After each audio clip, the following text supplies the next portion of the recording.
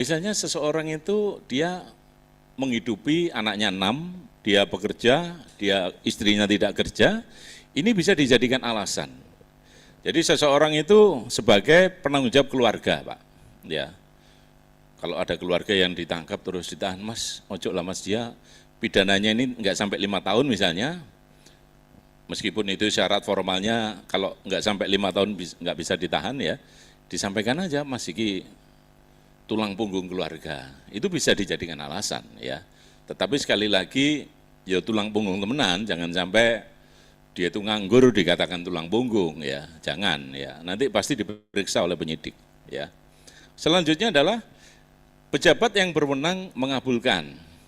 Pertama adalah pada tahap penyidikan, tentu saja kepolisian, tahap penuntutan, tentu saja jaksa, dan tahap persidangan yaitu hakim ya.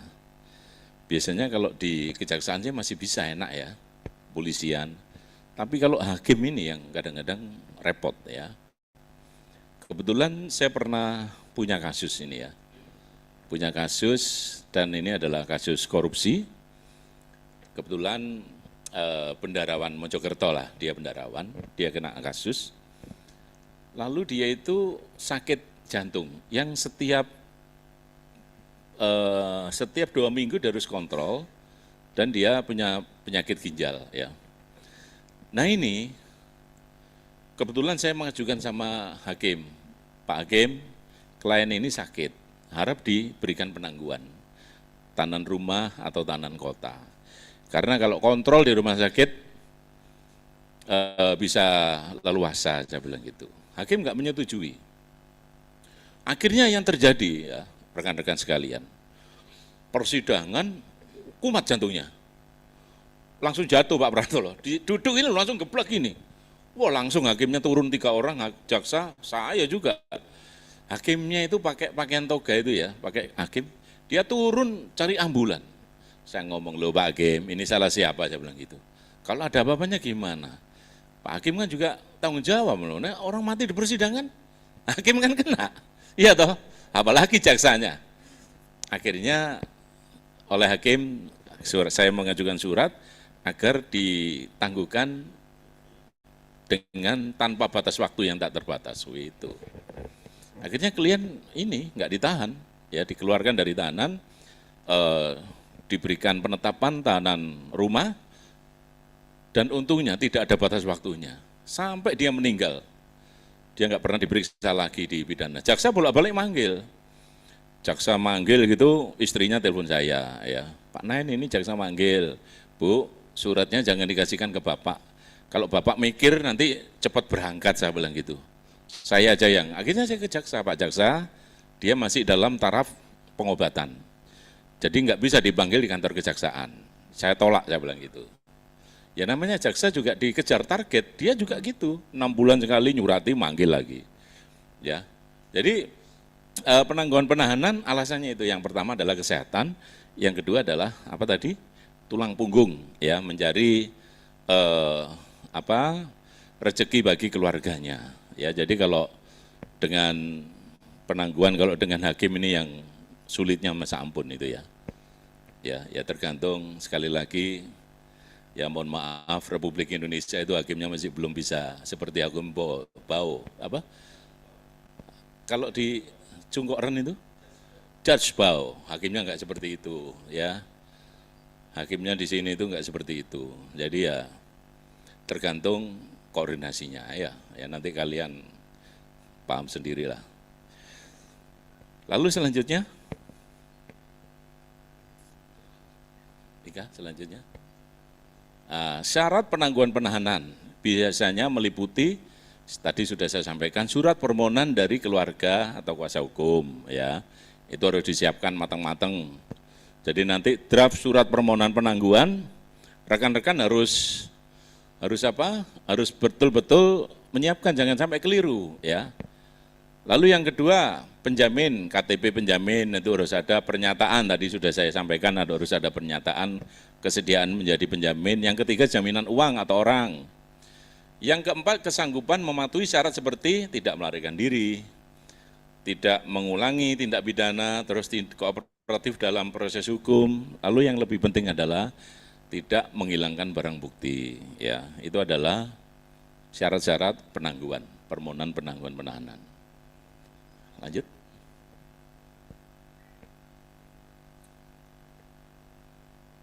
Apa itu surat penangguhan penahanan? Nah, ini di dalam KUHP sudah diatur ini ya. Penangguhan penahanan adalah permohonan tertulis kepada penyidik, jaksa atau hakim agar penahanan terhadap tersangka terdakwa ditangguhkan atau ditunda, diganti dengan syarat tertentu, biasanya diajukan oleh keluarga tersangka, penasihat hukum, atau penjamin tadi. Misalnya tokoh masyarakat penangguhan tidak menghapus perkara, hanya mengizinkan tersangka berada di luar tahanan dengan syarat tertentu. Saya tertarik dengan penangguhan dilakukan oleh tokoh masyarakat. Ada yang bisa dijelaskan ini? Bisa dicontohkan, penangguhan oleh tokoh masyarakat, itu biasanya perkara apa? Kevin? Iya, oh iya Kevin situ saya Kevin gitu, oh iya. Kevin, penangguhan oleh tokoh masyarakat, apa biasanya? Kasus apa yang biasanya menarik? Iya.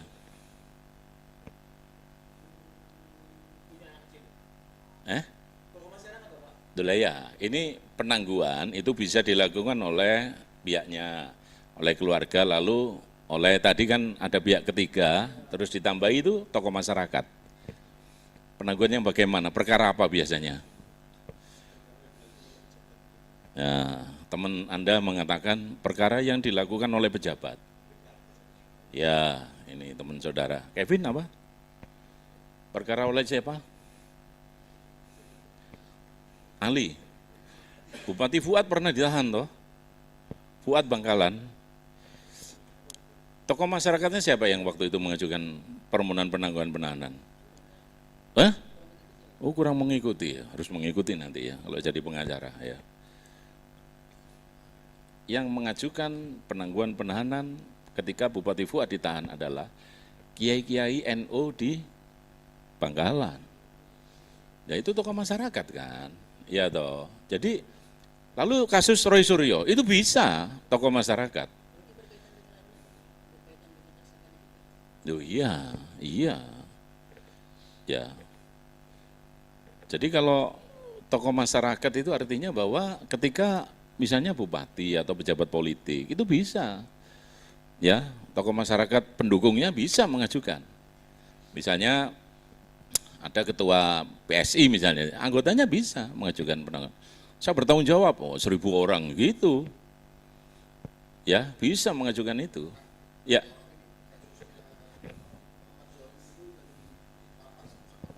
Ya. Oh sebenarnya bisa, tapi itu kan tokoh sebenarnya, Raffi Ahmad bisa. Ya, sebenarnya bisa. Nah, cuman itu dilakukan enggak sama Raffi Ahmad? Bahkan ada isu-isu, kebetulan saya mengikuti ini ya, yang dilakukan oleh penyidik kepolisian dari narkoba dan keamanan lapas itu namanya apa? Sipir, iya toh. Ya? Sipir, kan ada ada rekayasa toh waktu itu. Dan ini sebenarnya bisa saja Amar mengajukan ini mengajukan penangguhan dari tokoh masyarakat, sebenarnya bisa. Ya, jadi kalau tokoh masyarakat itu biasanya lebih didengar biasanya, ya. Misalnya itu tadi seperti tapi Bupati Fuad masalahnya kena OTT ya, dia meskipun Kiai Sebangkalan mengajukan penangguhan dia nggak bisa. Iya. Malah dia begitu keluar dari tahanan KPK, masuk lagi dia, kena lagi kan. Diungkap korupsi yang dulu-dulu. Sama seperti Bupati Sidoarjo kalau nggak salah, yang meninggal itu ya. Itu kan juga gitu, keluar diungkap lagi kasus lama. Sampai mati. Itu masalahnya.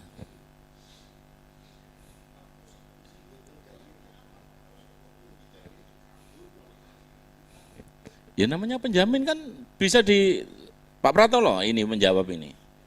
Ini tahanannya kabur. Ya ini. saya tak duduk sini aja. Karena hukum acara itu kan seimbang ya, kita duduk yang sama ya. Pak Pratolo. Yang dia kabur, penjaminnya apa resikonya? Kalau yang dijaminkan orang, ya orang itu yang menggantikan. Kemudian kalau misalkan uang, ya uang itu nanti yang akan diberikan kepada negara. Bukan kepada polisi loh ya, kepada negara. Jangan salah persepsi. Tapi lewat Pak Polisi, lewat penyidiknya, kan gitu Bang ya? Itu jawabannya.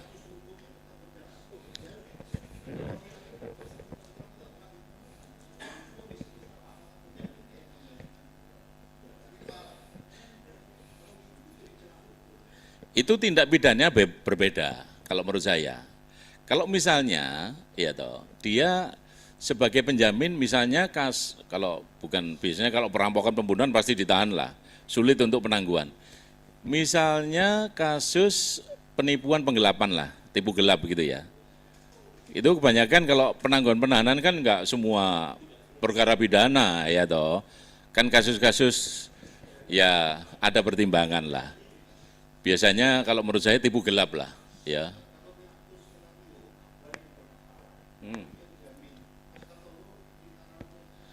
Ya, jadi yang disampaikan Pak Partolo, kalau itu jaminan uang pasti harus disesuaikan dengan kalau tipu gelap, ya misalnya kerugiannya 5 miliar misalnya yang dilaporkan. Ya dia harus seimbang dengan itu. Ketika dia lari kan ini sebagai uangnya harus kembali kepada negara dan bisa diperhitungkan dengan korban. Kalau dia misalnya lari, penjaminnya bagaimana? Ya tentu saja nggak kena tipu gelap, tapi kena sanksi pidana membantu orang lain, ya pasal 55 lah Pak Pratolo ya, ikut membantu melakukan tindak pidana gitu ya. Bukan pidana intinya, bukan.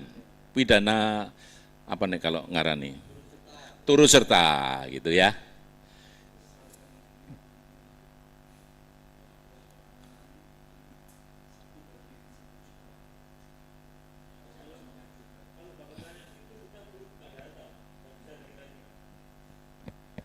Satu banding 100 maksudnya apa? Kasus. Oh iya, iya. Oh ya, waktu itu nggak bisa itu ya, diperkirakan ya. Iya. Ya kalau saya sih di bawah 50% lah ya. Nggak semua, iya kecil, nggak semua penangguhan itu dikabulkan ya. Tapi sekali lagi melihat kualitas perkara ya. Kalau misalnya kerugiannya besar, dilihat penyidik orang ini nggak kooperatif, ya, ngengkel lah kan gitu, ya toh kan ada begitu ya. Nah ini bisa mungkin ya sulit penangguhannya. Yang penting sekali lagi kuncinya adalah kooperatif. Ya dia tidak menghalang-halangi, tidak mempersulit, kan itu sebenarnya kuncinya. Ya, jadi sekali lagi penangguhan penahanan memang kalau saya ngarani ya gampang-gampang sulit lah gitu. Ya Pak Hartolo ya. Nah, gimana?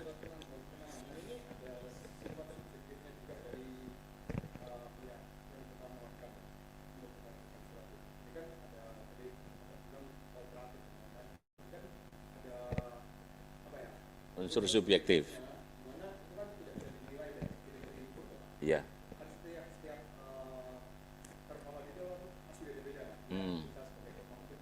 Iya. Iya, jadi bukan hanya subjektif, tapi objektif juga. Ya, misalnya kasus ini bagaimana gitu kan? Wah, kasus ini dia objektif bahwa sebenarnya misalnya dilihat dari kerugiannya, ya. Terus dilihat dari tindak pidana yang dilakukan, ya. Modusnya bagaimana? Kalau misalnya orang ini secara objektif banyak orang mengatakan, oh anu kok penyidikan ya nggak gampang toh. Pasti dia kalau menyidik seseorang kan juga mesti tanya orang-orang sekitarnya. Bagaimana sih orang ini? Oh, orang itu apik kok Pak. Oh berarti ki ono kekeliruan ya misalnya gitu. Itu kasus objektif, sisi objektif. Subjektifnya ya pasti. Wah iku wis bolak-balik masuk laporannya wakai kayak ini di mana-mana ya pasti sulit itu diajukan penangguhan gitu kan.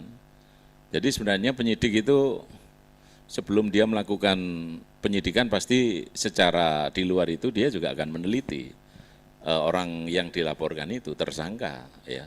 Kan gitu ya Pak Rotolo ya, dilihat dulu ya, oh ini kredibilitasnya oh apa juga kan gitu. Pasti penyidik sudah mengantongi. Jadi dalam hal-hal tindak pidana itu tidak semua ya. Dari penangguhan itu kasus-kasus yang ya apa ya, penangguhan tidak kasus seperti pembunuhan nggak mungkin lah. Ya kasus-kasus ya paling tipu gelap yang ringan-ringan gitu ya. Sudah? Ada lagi? Apa itu surat penangguhan penahanan? Sudah ya. Next, Mbak Ika.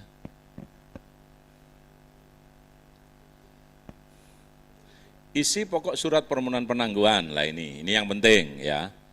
Jadi kalau rekan-rekan membuat surat penangguhan penahanan, biasanya kan copy paste dari AI itu, kan sekarang ada itu ya, plug itu.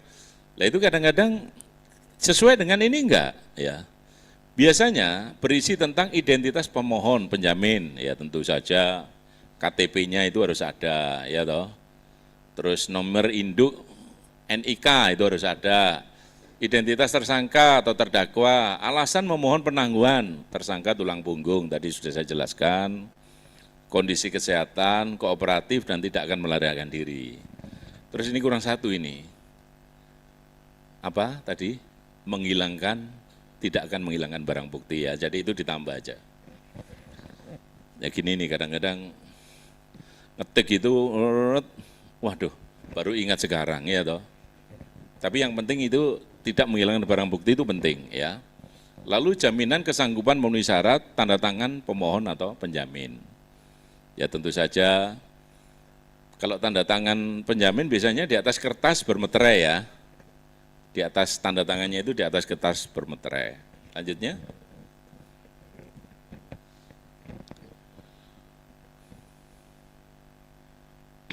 Contoh surat permohonan penangguhan penahanan. Nah, ini semuanya juga sudah ada ya. Selanjutnya next, Eka.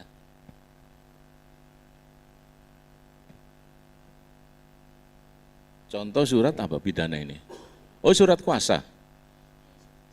Oh ya itu contoh surat kuasa itu pidananya ya sekali lagi diganti. Contoh surat kuasa pidana ya. Jadi rekan-rekan sekalian, bisa dibesarkan Mbak. Ini nanti kalau ujian PKPA, kapan ya kira-kira setelah ini ya? 6 Desember. Ini nanti ujiannya paling membuat surat kuasa, surat gugatan, terus pledoi gitu toh. Yang paling menentukan itu surat kuasa, jangan sampai keliru ya. Poin-poinnya ya. Ya. Nah, jadi surat kuasa itu ada surat kuasa khusus, ada surat kuasa umum, ya. Apa? Substitusi pasti. Tapi kalau untuk pidana khusus, ya jangan ada retensi ya, hak retensi ya. Bedanya dengan perdata itu hak retensi. Apa itu hak retensi, Mas? Hah? Nah, ya itu hak retensi ya. Kalau pidana selama ini saya tidak pernah ya melakukan apa menyantumkan hak retensi karena sekali lagi hukumannya kan hukuman badan ya toh. Jadi cukup dengan kalau perdata ada. Jadi di dalam surat kuasa khusus itu yang pertama itu tentunya adalah pihak tersangka atau terdakwa. Lalu yang kedua memberikan kuasa kepada, ya karena setiap surat kuasa itu antara tun, pengadilan agama, negeri, perdata, dan pidana itu beda, maka surat kuasa pidana itu menyebutkan nomor, ya nomor daripada misalnya panggilan polisi, ya itu harus menyebutkan nomor panggilan polisi.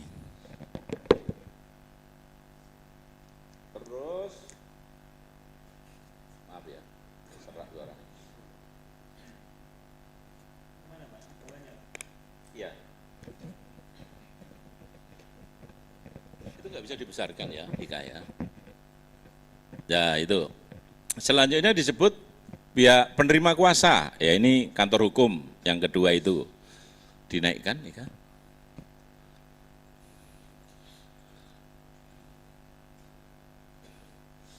Ya, terus. Nah, untuk dan atas nama pihak pertama atau pemberi kuasa, dalam kedudukannya sebagai apa? Ya, kalau misalnya dia dalam kedudukannya sebagai biasanya panggilan polisi itu saksi atau tersangka, ya. Di situ harus dijelaskan dalam kedudukannya sebagai saksi, ya. Sesuai dengan surat yang ada di panggilan kepolisian, ya. Lalu disampaikan untuk dan atas nama pihak pemberi kuasa dalam kedudukannya sebagai saksi atau tersangka melakukan pembelaan hukum dalam perkara apa, pidana. Misalnya kalau tipu gelap ya tipu gelap disebutkan, ya. Terus yang penting itu jangan lupa nomor panggilan. Itu harus dicantumkan, ya. Nah, terus khusus apa khususnya mendampingi. Kalau pidana boleh enggak tersangka diwakili oleh pengacara? Enggak boleh. Berarti bunyinya mendampingi pemeriksaan saksi atau tersangka di kepolisian atau di kejaksaan, gitu ya. Ya, bukan mewakili tapi mendampingi. Terus yang kedua mengajukan surat-surat permohonan penangguhan penahanan, gitu kan. Terus yang ketiga, ya melakukan koordinasi dengan instansi terkait, gitu ya. Nah di sini biasanya kalau teman-teman supaya nggak dicabut ya, ini sekali lagi pengacara itu punya strategi. Supaya surat kuasanya nggak dicabut, itu mendampingi di pengadilan negeri, pemeriksaan di kejaksaan gitu. Jadi sebenarnya ya sudah secara ya etika nggak melanggar itu nggak apa-apa ya. Tujuannya apa? Saya kadang-kadang tanya sama teman-teman, kenapa kok mbok gawe sampai pengadilan sampai Mahkamah Agung? Loh, semua nggak dicabut Pak. Soalnya kalau kita hanya kepolisian, suatu saat bisa dicabut Pak Bartolo. Ya, jadi wah gitu ya. Terus sampai PK gitu, teman-teman sampai PK ya. Nah, tapi nanti pembayaran fee-nya sendiri-sendiri tingkat ya. Jadi surat kuasa itu seperti itu ya. Lalu nanti biasanya kalau pengacara-pengacara seperti kami ada yang pidana itu ada yang perjanjian. Nanti kalau hukumannya sekian ada sukses fee-nya ya gitu. Tapi jarang saya pidana ada perjanjian, didampingi perjanjian itu jarang. Nggak pernah itu ya. Tapi ada yang begitu, Mas Engko sampai bebas sukses fee-nya sekian gitu ya. Ya. Jadi kalau Otman Paris itu kalau sukses fee itu minimal 4M itu sukses fee-nya. Iya. Jadi nanti Pak Bartolo kalau sudah jadi pengacara, iya. Ya. Iya nanti telepon lah ya, nanti berapa persen Pak Bartolo ya. Teman-teman nanti uang dengar lah ya. Ya memang begitu. Lo pengacara kan profesional kan itu nggak dilarang. Ini pernah terjadi ya. Ini saya pegang kasus di Semarang. Kebetulan ada pengacara yang dipanggil oleh Polda Semarang. Dia dituduh menggelapkan uang milik kliennya. Ya dituduh menggelapkan, dilaporkan dia. Sebetulnya saya dimintai tolong untuk mendampingi, ya ke Polda Semarang. Lalu saya ngomong ke penyidik, Mas, jenengan manggil pengacara itu fee-nya nggak dibatasi loh Mas. Loh Pak, tapi ini kan nggak normal ini. Mosok nangani tipu gelapnya dibayar 4M, Pak Bartolo. Loh kan nggak ada batasan Mas, saya bilang gitu. Akhirnya ya pancen nggak dilanjutkan perkaranya. Jadi pengacara itu memang nggak ada batasan. Lah ini akhirnya dimanfaatkan orang-orang untuk money laundry. Wes pengacara itu nggak ada batasan, uang hasil kejahatan kan bisa untuk tak titip no pengacara. Iya, tapi kan nggak ada hukumannya kan. Loh, iya 1320 1318. Loh iya kesepakatan. Lah ya apa? Masa bisa dihukum gara-gara ini dibayar melebihi fee, nggak normal, nggak ada tuntutan itu. Jadi pengacara itu, tapi kadang-kadang Pak Bartolo, ini kebetulan saya cerita masa lalu lah. Dulu waktu saya magang di kantor pengacara di Jogja itu 4 tahun. Ya, kebetulan saya itu dulu lulus S, saya kerja apa kan gitu ya. Kerja di perusahaan-perusahaan wis gak diterima, lalu kadang-kadang dulu itu wis dadi pengacara lah, profesi buaan dulu gitu, profesi buangan gitu kan. Akhirnya saya waktu magang itu belum punya izin itu melihat bos saya itu, bos ini kok setahun itu mau boleh gonta-ganti. Padahal waktu itu ya namanya magang itu kan nggak dibayar ya. Bayarannya itu ya seikhlasnya kan ya, diberi makan gitu kan. Akhirnya saya berpikir, iya jadi pengacara gue enak ya. Setiap tahun gitu kadang-kadang ada yang, kalau dulu bos saya itu kalau ada orang yang nggak mampu, prodio gitu dibantu. Terus saya ngomong, loh Bu, Ibu kalau kasus prodio orang-orang nggak mampu, ya itu harus kita bantu, kita kan sambil beramal katanya. Tapi biasanya gitu kan. Gitu itu kalau saya sudah gini, ini nanti ada perkara besar, ini bisa untuk apa? Saling menutup gitu. Akhirnya benar. Nah ini nanti besok kalau rekan sejawat ini, calon rekan sejawat, kalau jadi lawyer, kalau ada orang yang nggak mampu dibantu ya. Biasanya ini kita akan diberikan rezeki lain, yang itu kadang-kadang melebihi dari uang yang kita sukses kita lah gitu. Ya harus seimbang lah. Termasuk teman-teman Mulia Lubis pun dulu juga begitu. Nah, Pak Aryono, Citra Subono juga begitu. Terus siapa? Pengacara Cungkuak Ren itu siapa? Aduh siapa lupa saya. Itu yang pernah membebaskan orang mau di hukuman mati pernah dibebaskan. Aduh siapa ya, lupa saya. Apa? Ucek Aligis bukan. Ini Cungkuak Ren. Aduh siapa sih lupa saya. Itu pinter itu. Orang dihukum mati itu loh ya. Dihukum mati itu kan di dalam pasalnya kan itu nggak ada hukuman mati itu kan nggak ada ditembak, digantung atau disuntik kan nggak ada. Itu dipermasalahkan sama dia. Loh ini kan, ini apa? Hukuman mati melalui apa? Loh melalui tembak, ada pasalnya, nggak ada. Orang itu akhirnya dilepas. Pinter itu, coba nanti di Google saya lupa namanya itu. Jadi dihukum mati itu nggak jadi. Dia, satu-satunya di Indonesia yang membebaskan orang hukuman mati dia. Cuman saya lupa namanya. Terus nanti aja lah di Google, orang tua itu ya begini ini. Tapi nanti tiba-tiba saya ingat itu ya. Ayo next.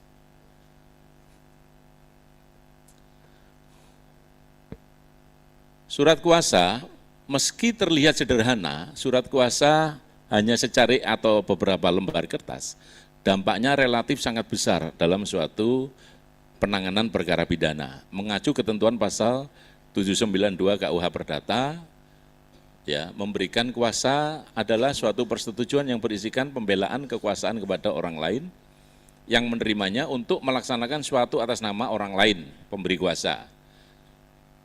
Biasanya diberikan secara tertulis atau lisan, pada praktiknya adalah ya. Ya. Yaptian him. Nah, iya toh. Ya, pembela HAM. Itu pertama kali yang membebaskan orang hukuman mati dibela sama dia, nggak jadi hukuman mati karena dia mempermasalahkan pakai apa. Di dalam hukum Pak Pratolo pernah melihat undang-undang hukuman mati itu kan hukuman mati sampai mati kan gitu ya. Itu kan undang-undangnya itu, tetapi pakai apa itu kan nggak ada. Suntik, tembak, gantung itu kan nggak ada ya. Iya pelaksanaannya, tetapi di dalam undang-undang kan nggak secara rinci jelas.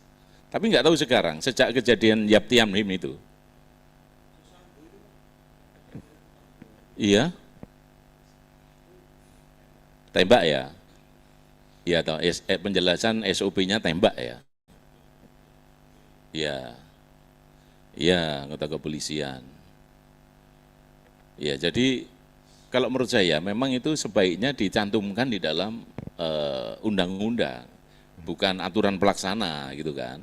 Sebab Yaptian Him itu gara-gara Yaptian Him akhirnya ada undang-undang pembunuhan hukuman mati sampai mati dengan tembak gitu. Karena di Indonesia dengan itu toh, bukan dengan suntik atau gantung kan, atau listrik gitu kan. Kan ada hukuman mati kan bermacam-macam, ya toh. Lalu ada suatu kejadian lagi, misalnya bagaimana kalau seseorang hukuman mati dengan ditembak, ternyata dia nggak mati. Di dalam itu pernah kejadian sampai mati, ya di dalam undang-undang hukuman mati itu sampai mati. Cuman yang dulu dipermasalahkan itu adalah caranya oleh Yapten Yanhaim, ya. Nah sekarang kita bicara surat kuasa, bisa lisan Pak. Sebenarnya KUH Perdata itu saya pernah dampingi di Polda, kebetulan karena darurat, ya toh. Pak Nain saya dipanggil Polda ini tidak ada panggilannya, baru kemarin saya terima. Lalu saya mau didampingi Pak Nain kan gitu. Akhirnya saya mendampingi tanpa secara tertulis. Nah, tapi karena penyidiknya kembali lagi ya, semuanya itu kan, Mas iki Mas, aku sampai jaluk tertulis saya nggak ada, saya bilang gitu. Ini kan secara lisan. Loh, dasarnya apa Pak Nain? Loh, perdata, saya bilang gitu. Itu lisan. Nah, terus yang bersangkutan kan ada di sebelah saya. Iya Pak, saya memberikan kuasa pada Pak Nain. Nah, itu nggak apa-apa ya. Tapi sebaiknya ya tertulis lah ya. Kalau nggak darurat. Ini kan jawabannya tadi kan karena darurat. Itu secara lisan nggak apa-apa. Tapi kalau di kejaksaan atau di pengadilan itu wajib tertulis ya. Jadi kalau hakim itu menanya, surat kuasanya mana? Pengacaranya ngomong, Pak, lisan Pak. Sampai disawat palu sampean. Loh iya toh, harus tertulis ya. Karena kalau lisan itu tidak bisa dibuktikan gitu ya. Next, Ega.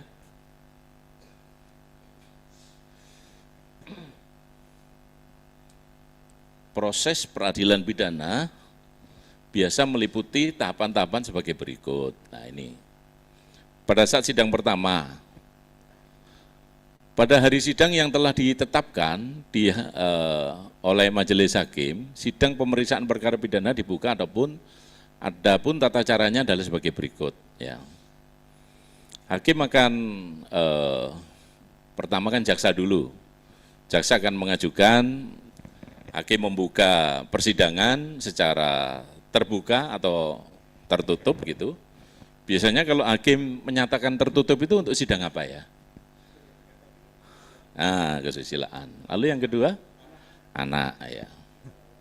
Perceraian, enggak, kalau pidana ya anak sama susilaan ya. Jadi kalau Ali mau nonton sidang perkosaan itu enggak bisa enggak bisa ya. Kemarin itu ada laporan, ini lucu ini, saya juga mendampingi itu tertawa. Ada seorang laki-laki, ya mungkin ini kelainan kejiwaan ya, dia itu senang mencuri celana perempuan. Celana dalam itu loh Bu. Iya, ini ada ini Pak, kelainan. Apa? Apa namanya? Vertis. Itu bukan fobia ya, bukan ya. Oh, bukan. Oh, ndelok celana wedok wedi ngono enggak ya. Ini malah mencuri. Ya, dia itu mencuri celana perempuan, lalu ya mungkin kepegelan dia tidur di masjid. Tertangkap dia loh. Ya jadi dia kecapean mungkin. Lah ini sama hakim repot ini, mau dibuka dibuka untuk umum ya masalah susila, iya toh. Korbannya ibu-ibu, ya toh. Lalu kalau ini tertutup ya akhirnya hakim memutuskan tertutup untuk umum. Ya karena kembali lagi kepada kesusilaan. Anak ini kok ya ngerti, celana dalamnya orang tua sama anak muda itu dia tahu. Ya tahu, mungkin sing klowor gitu ya, wah iki nek. Mungkin nek apa otomatis entek itu berarti wong tuwa iki. Itu. Ya toh. Otomatis itu karetnya itu loh Mbak. Karetnya sing ngombo-ngombo iki wong tuwa iki gak dicolong sing. Yang dicolong itu yang rapat-rapat itu. Saya sampai waduh arek iki. Si anyar kelainan ya. Itu ada ternyata. Ya mudah-mudahan enggak ada di sini lah. Atau bila mindalik ya. Ya lucu lah. Saya juga heran, katok wong itu kok dijubui badan saya itu, oh ya kelainan.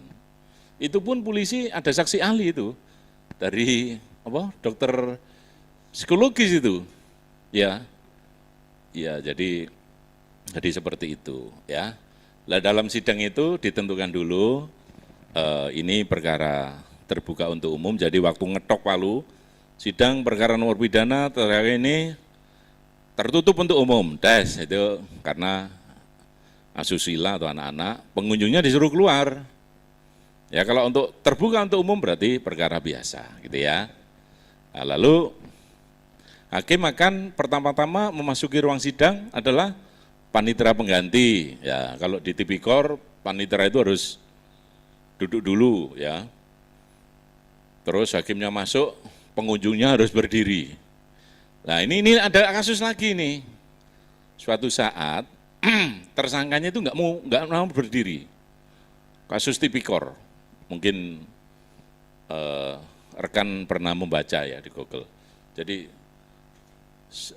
para tamu Bapak Ibu diharap untuk berdiri, hakim memasuki ruang sidang kan gitu, ini kasus tipikor. Nah, terdakwanya itu nggak duduk dia, hakim duduk, dia nggak mau berdiri. Ngapain menghormati hakim, mungkin begitu ya. Dampaknya apa? Terdakwa ini dimasukkan ruang tikus, tahanan tikus itu Mas. Itu selama 7 hari. Bapak Ibu tahu ruang tikus tahanan itu ada itu, setiap tahanan ada. Hah? Ya sempit, ya kenceng di situ. Jadi ruangannya itu hanya 1,5 meter kali 1 meter gelap, ya dia dihukum di situ. Ya mungkin yang perintah hakimnya mungkin.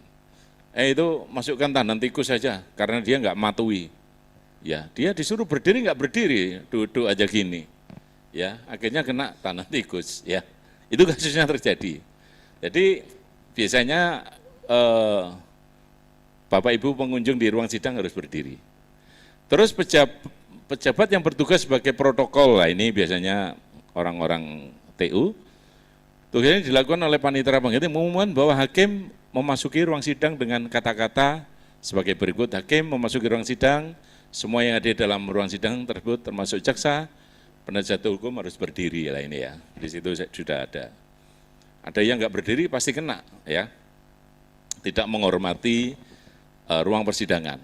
Hakim memasuki ruang sidang melalui pintu khusus. Nah, panitera pengganti mempersilakan hadirin untuk duduk kembali.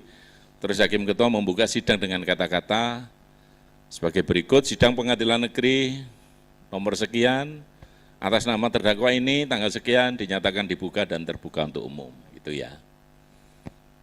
Ada yang ditanyakan di sini? Ya itu tadi, kalau nggak mau berdiri ya diberikan tahanan hadiah, tahanan tikus, ya ruang tikus. Lanjutnya, ya.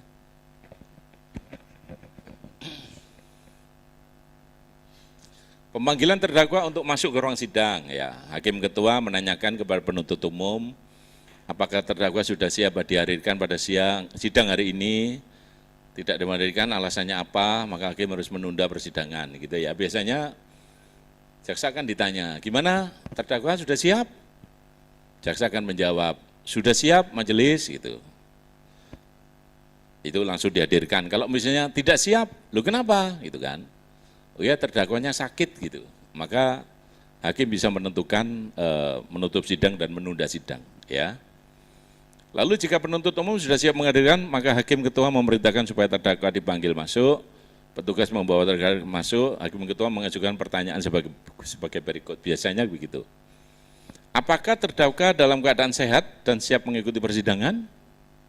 Nah itu biasanya ditanya ya, oh tidak majelis, saya sakit. Lu sakitnya apa? Gitu.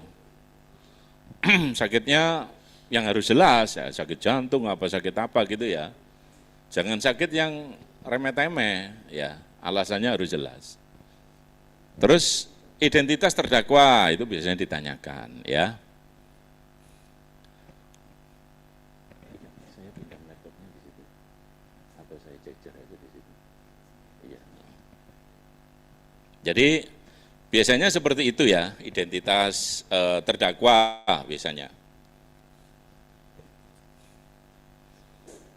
Nah, lanjut, next. Nah ini selanjutnya hakim mengingatkan pada terdakwa agar memperhatikan segala sesuatu yang didengar. Ya, biasanya setelah terdakwa duduk, identitasnya sudah sesuai, biasanya hakim akan bertanya pertama kali, terdakwa apakah saudara didampingi pengacara atau tidak? Ya kalau misalnya didampingi, maka terdakwa akan menjawab, ya majelis saya didampingi pengacara, surat kuasanya mana, kan gitu kan. Kadang-kadang ada terdakwa yang tidak mau didampingi. Kalau tidak didampingi, maka penasihat hukum, hakim akan mencarikan penasihat hukum. Jadi tadi saya sudah sampaikan ke Ali ya, sekarang ini ada kerjasama antara kantor-kantor LBH dengan pengadilan. Ya, itu lumayan Ali, 1 tahun itu dapat, setiap satu perkara itu dapat, kalau zaman saya dulu 2 juta. Setiap menangani perkara, Prudio, itu pengacaranya dapat 2 juta. Kalau sekarang kemungkinan 4 juta, tetapi syaratnya harus badan hukum. Ya jadi kalau teman-teman buka kantor LBH yang mau kerjasama dengan pengadilan itu bisa. Itu setiap perkara dia dapat 2 juta. Tapi kalau sekarang ya mungkin 4 juta. Saya dulu kebetulan saya bidang pengabdian masyarakat, jadi gratis gitu. Dapat 2 juta setiap nangani perkara. Ya, kalau sekarang ya mungkin 4 jutaan lah gitu. Hakim akan menawarkan, loh kalau Anda didakwa 5 tahun ke atas, Anda harus didampingi pengacara. Terus terdakwa ngomong, nggak mampu Pak Hakim, bayarnya mahal gitu kan.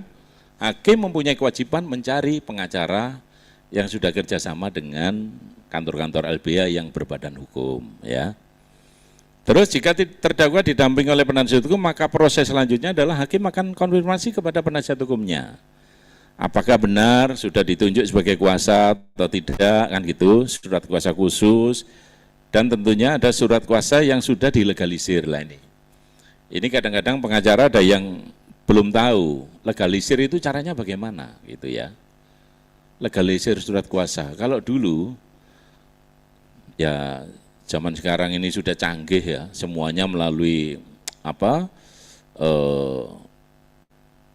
itu komputer yang hebat-hebat. Kalau dulu enggak, saya mencari panitera, stempelnya manual gitu ya. Sekarang enggak, sekarang cukup di depan mendaftarkan legalisir surat kuasa, bayarnya cuma 10.000.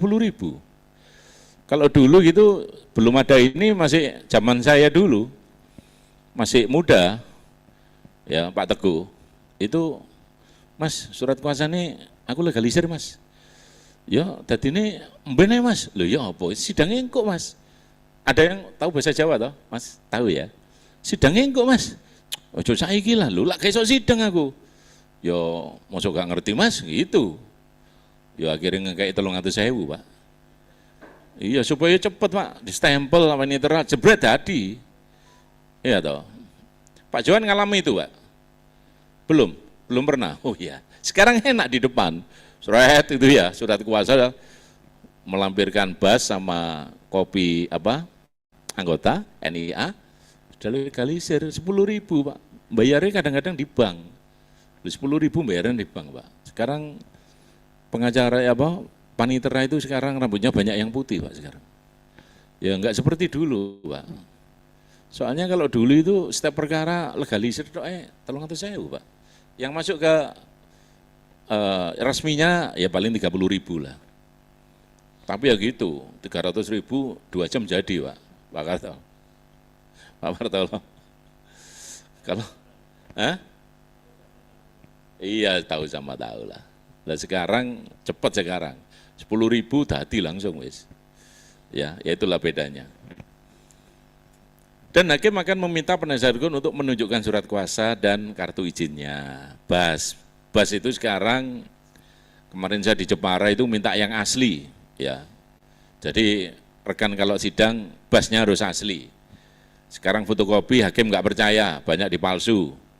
Ya toh, itu harus aslinya dibawa. Terus sama hakim akan mengamati dokumen tersebut. Iki ya namanya hakim ya iso banyak buktinya, banyak pengacara Jakarta yang kadang-kadang dokumennya nggak benar, tapi hakim tidak bisa melakukan klaim bahwa ini palsu nggak benar, itu nggak biasanya nggak ada itu. Yang penting ada aslinya. Ya. Lanjut. Selanjutnya adalah tahapan persidangan pidana biasa, pembacaan surat dakwaan.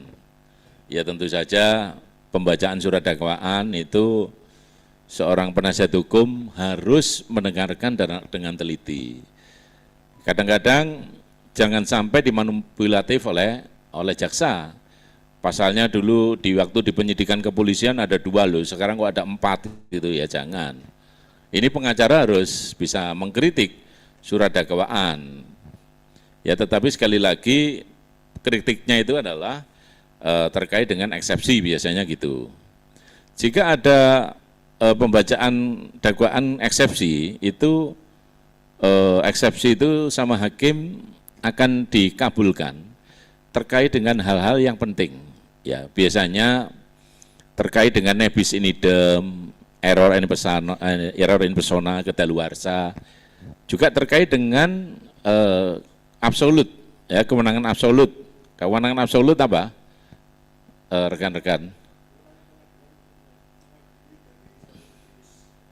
Ya, perkara ini betul pidana apa enggak kan gitu. Ya. Nah ini biasanya kewenangan absolut itu harus diberikan eksepsi.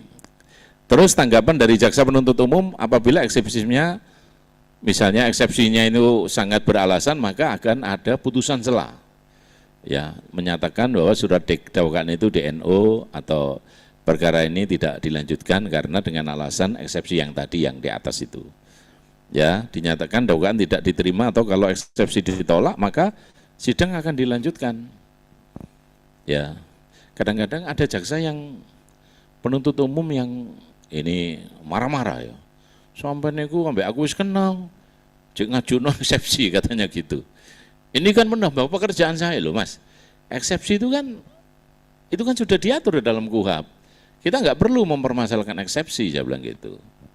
Yo, kadang-kadang ada yang jaksa itu eksepsi. Jadi gini, ini tak buka aja ya. Ada jaksa yang ngancam, sampean ajukan eksepsi, tuntutannya awalnya 2 tahun, iso dadi 5 tahun gitu. Ada yang begitu ngancam gitu ya. Jadi kalau pengacara diancam gitu, ya jangan takut Kevin ya toh. Harus tetap membela klien ya toh. Hah? Iya, jangan takut kalau diancam gitu ya jaksanya ya genti. Ya sampai enggak mau mengancam aku ya genti tak lapurno gitu ya. Iya toh. Jadi ada jaksa yang dieksepsi itu dia enggak mau. Ya, lanjut. Nah, sekarang kalau eksepsinya ditolak, konsekuensinya adalah sidang itu akan dilanjutkan dengan pembuktian acaranya, ya. Biasanya ini kelebihan dan kekurangan eksepsi itu seperti itu, ya. Jadi kalau menurut saya, kalau saya pengalaman pribadi saya, eksepsi itu saya lakukan ketika betul-betul memang dakwaan itu ruwet gitu ya. Yo error in persona, terus nebis in idem, biasanya itu. Kalau yang lain itu saya nggak pernah eksepsi. Sebab kalau dilanjutkan, itu kita itu kelihatan di dalam pembuktian. Pembuktian itu ada bukti surat, ahli, saksi gitu ya, terdakwa, terus dokumen-dokumen alat bukti yang lain, termasuk saksi ada charge. Ya, ini pun juga repot. Kadang-kadang, ini kasus saya sendiri nih, yang sekarang berjalan ini, kasus korupsi. Ya toh, 2 minggu yang lalu kebetulan saya mengajukan saksi ada cas. Hakimnya ngancam hakimnya. Ya, penasihat hukum, karakter saya itu saya akan selalu membantu kepada terdakwa kalau dia betul-betul bisa kerjasama. Kalau penasihat hukum mengajukan saksi ada cas itu apa, rekan? Saksi yang meringankan. Kalau nggak terbukti, hukumannya tak tambah, gitu, ngancam gitu. Waduh, ini repot, ini hakim itu pegang palu ya toh. Tapi saya ngomong, loh, yang mulia, hakim itu harus dipanggil yang mulia, ya. Yang mulia, saksi adat cas ini adalah menentukan apakah ini tindak pidana atau bukan. Karena dakwaan dan tuntutan dakwaan dari saudara jaksa penuntut umum ini objeknya ini bukan objek pidana, saya bilang gitu. Ini harus dibuktikan. Lalu saksi aditnya apa? Saksi fakta dan ahli, saya bilang gitu.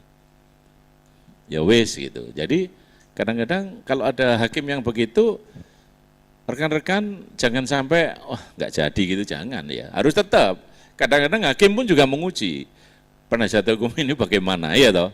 Nek penasihat hukumnya wes kalah poin gitu, yang bongkok gini. Awalnya gini, akhirnya dodok gini, ya toh. Jangan. Harus tetap melihat ke depan, ya. Jadi kalau sudah dihantam gitu, jangan mundur. Lalu yang selanjutnya adalah requisitor atau tuntutan pidana. Ya, jadi biasanya sebelum ada tuntutan pidana itu ada rentut. Wah, ini rentut ya. Tuntutan pidana itu ada rencana penuntutan. Ya, jadi rencana penuntutan itu biasanya jaksa penuntut umum dia akan koordinasi dengan kepala kejaksaan setempat atau kalau itu perkara berat sampai jaksa agung. Ya. Lah rentut ini yang bisa dimainkan ini. Ya, ini mulai rentut ini, ya toh. Nah, ini tergantung penasihat hukum terdakwa iki. Wani piro, ya toh. Nah, kemarin ada yang ngajarkan gitu enggak? Belum ya. Tapi iki di luar loh ya. Aku enggak ngajari loh ya. Biasanya gitu. Wani piro, rentut itu wani piro. Ya. Nah, jaksanya nek pokoknya jaksa itu bisa dilihat ya. Nek dhek gelem nyikut kene iku berarti dia iso dijak kerjasama, ya toh. Ya koordinasi lah, ya toh. Ya biasanya ya wis tergantung klien lah. Saya pernah ditanya sama teman saya itu ahli agama, ya toh. Mas Nen, sampean ngekei jaksa ngono iku gak dosa ta? Saya bingung jawabnya. Iya rek, aku lah klien setuju tapi tuntutannya ringan, tapi klien setuju, kok masuk dosa, saya bilang gitu. Gimana Pak? Lah klien setuju Pak, iki jaksane sampean, ini Pak Nen, tapi tuntutannya sampean gak situ dhuwur Pak, ndek. Ya gak apa-apa Pak Nen gitu kan. Lah kadang-kadang kalau seperti itu, lah klien itu malah setuju, malah mendorong ya. Iya toh. Ya kembali lagi ke wani piro tadi Pak. Akhirnya rentut yang tadinya 4 tahun itu bisa berubah jadi 2 tahun setengah ya. Ya. Tapi akhirnya ya kembali lagi pada klien. Loh ini kan, itu kan seperti itu. Loh Pak, di Singapura apa ada? Ada. Kadang-kadang jaksa ya BCI kok Pak, engko wis dipoto saya sampeyan kayak aku bolpen yang paling apik gitu Pak. Berarti dimanapun itu ada Pak, sama. Ya tergantung sekali lagi adalah bagaimana seseorang luasnya pengacara ya. Sebab apapun ya semua itu kan manusia ya. Ya kadang-kadang kalau memang klien tidak mampu ya berarti bukan terus pengacara nggak membela sepenuh hati, jangan. Ya memang kalau klien yang minta gitu, ya pengacara kadang-kadang ya repot. Pak aku nggak mau Pak, aku ngetokno duit tapi hukumannya tuntutannya jangan tinggi-tinggi gitu kan. Nah pengacara ini harus, waduh nggak ada kenalan ini di kejaksaan, nah, repot itu ya. Jadi sekali lagi itu tergantung dari nuraninya masing-masing. Tapi menurut Pak Johan apa Pak? Boleh nggak Pak Johan?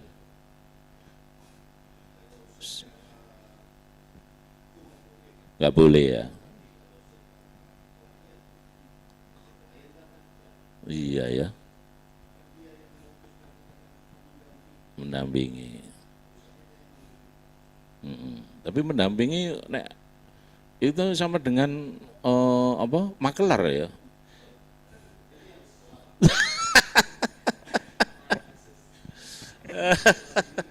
Kalau Pak Teguh boleh nggak Pak Teguh? Oh, nggak boleh ya Pak Teguh ya? Komunikasi ya. Kenapa Pak Teguh? Oh iya, tergantung klien siap atau tidak gitu ya.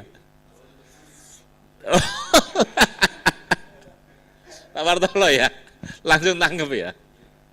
Iya. Aduh, ya memang iya. Tapi kalau istrinya pengacara pasti jawabannya boleh. Pak boleh Pak gitu, itu nggak dosa katanya gitu. Kalau istrinya pengacara, iya toh. Ya betul, ya. Ya, ya. Kalau cerai, ya memang apapun kalau di pengadilan agama nggak pernah itu terjadi. Ya, nggak mungkin hakim, misalnya hakimnya kakaknya sendiri, nggak mungkin hakim menerima suap dalam kasus perceraian. Dia nggak pernah mau. Ya, dan itu nggak ada sama sekali. Ya kecuali perkara-perkara perdata. Dan hakim pengadilan agama sampai hari ini nggak pernah ada yang mau disuap. Ya. Ya jadi ya itulah lika-liku menjadi seorang pengacara, harus pinter-pinter. OJK Ligis itu pengacara yang nggak terkenal bagaimana dia bisa tertangkap, ya toh? Jadi semuanya itu tergantung nurani kita gitu ya. Tapi kalau menurut saya, kalau perkaranya memang abu-abu, tahu Pak perkara abu-abu? Kadang-kadang ini dianggap salah, ya salah, benar ya, itu ada perkara begitu Pak. Nggak jelas, kalau dicari celahnya pasti ada kesalahan. Tapi banyak benarnya itu ada Pak. Nah ini ya kembali lagi tergantung. Kalau katanya Gus Bahak gini, kalau Anda membeli kebenaran, kalau Anda punya duit, loh itu nggak masalah, nggak dosa katanya gitu Pak. Ya akhirnya ini Pak Teguh, saya juga manut Gus Bahak. Gus Bahak ngomong gitu ya. Jadi nek klien setuju dia membeli kebenaran, ya belilah itu. Gitu. Gimana? Coba-coba. Gimana menurut pendapatmu? Angel. Susah ya. Wis sing enak iku dilakoni tapi aja nemen-nemen ngono lho rek. Nurani, tetap nurani. Ya. Oke, selanjutnya tuntutan pidana itu ada rentut. Ya, rentut itu yang menentukan. Terus pledoi, pembelaan. Setelah tuntutan pidana ada pembelaan, pledoi. Nah, terus biasanya setelah pledoi ada replik, ada duplik dari jaksa, dan biasanya jaksa itu biasanya kalau repliknya itu bagus, kalau pembelaannya bagus, dia biasanya nggak terima, dia akan re-replik. Re-replik itu replik yang kedua kalinya. Berarti jaksa akan bikin reduplik, begitu ya. Selanjutnya adalah putusan. Ya, ya.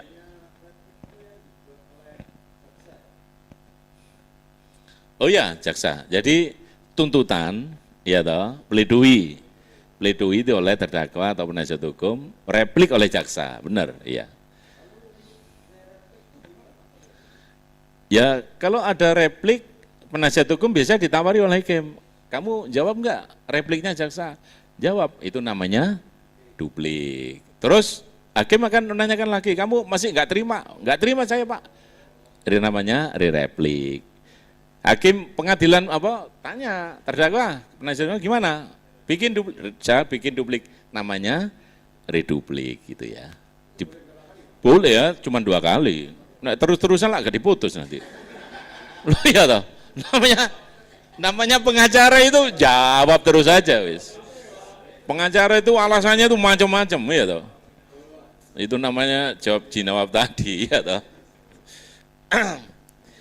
Terus apabila putusannya bebas atau frispra atau lepas dari segala tuntutan ya atau onslah, itu biasanya jaksa nggak boleh banding, itu pasal 67 KUHP. Ya toh. Itu biasanya langsung kasasi ya. Pengalaman saya, kalau pengadilan negerinya bebas, biasanya kasasi pun juga bebas. Alasannya apa tahu? Ada yang tahu kok, Pak Nain kok ngomong biasanya pengadilan negeri bebas, Mahkamah Agung kok bebas? Alasannya apa? Ada yang tahu? Apa? Salah pasal? Biasanya enggak sih, biasanya terkait dengan pemeriksaan bukti.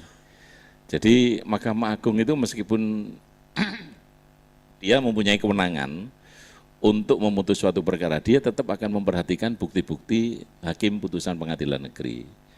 Ya, Sama dengan perkara perdata. Ya, meskipun saya, kalau putusan pengadilan negeri NU, terus dia banding, bandingnya pun pasti di NU. Apalagi kasasi, pasti di NU. Jadi itu strategi pengacara. Jadi, tapi ya namanya pengacara ya, klien biasanya diberitahu, Mas, di NU itu bandingnya Mas, gitu. Biayanya sekian malah, yang penting duitnya metu dhisik kan gitu. Iya toh? Nah, nek duitnya metu putusan NU, waduh Mas, iki sing salah hakim. Padahal dia tahu. NU itu kan artinya need on fund kelah. Verklart, iya toh. Artinya ada materi yang kurang. Ya toh, kadang-kadang pengacara nek golek duit itu caranya. Kita banding aja. Biayanya berapa Pak Nen? Ya kalau banding murah lah Mas, kalau PN dulu 50 juta ya sekarang 75 lah gitu. Ya toh. Tapi dia tahu ini pasti di NU sama Pak. Ya jangan gitulah. Pak Teguh nggak boleh ya Pak Teguh ya. Pak Teguh boleh nggak kalau gitu Pak Teguh? Nggak boleh ya. Ya janganlah, kasihan klien ya. Jadi kalau ada putusan NU di pengadilan negeri dalam kasus perdata, sebaiknya gugat baru lagi. NU-nya itu gara-gara apa gitu loh ya. Kalau nanti rekan-rekan putusan NU banding, pasti NU tahu sudah, wah ini di NU. Tapi nek golek duit ya ngono iku, tapi resikonya tanggung sendiri itu ya. Ya toh, kok nang ngene neraka dicatet iku ya. Pak Naen iku bujuki klien kan gitu ya. Tapi pengacara itu katanya kenal surga kok, nggak kenal neraka kok katanya. Katanya yang kenal neraka itu jaksa hakim, Mbak. Katanya lo ini, tapi saya belum pernah nyoba ke neraka, jadi ya saya nggak katanya gitu aja ya. Ya, ya, ya lagi.